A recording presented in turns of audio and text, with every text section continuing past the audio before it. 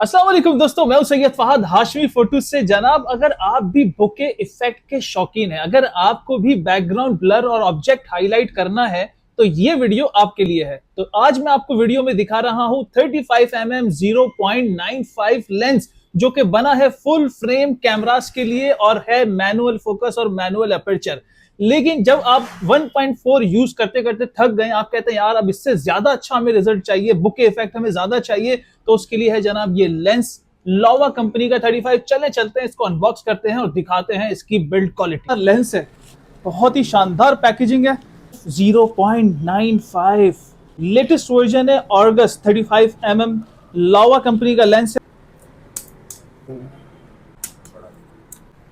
ये है जी first look लॉवा 35mm 0.95।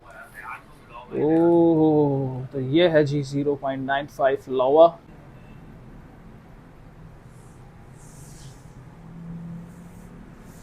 Point 95।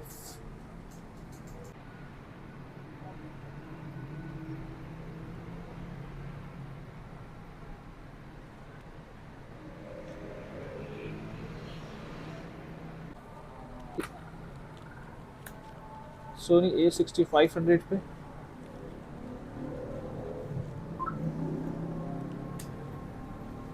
तो जनाब लावा ऑर्गस 35mm 0.95 का टच एंड ट्राई आज हुआ हमारा कंप्लीट। तो आप भी इसे बाय करें, इस्तेमाल करें, एंजॉय करें। मिलते हैं अगली वीडियो में।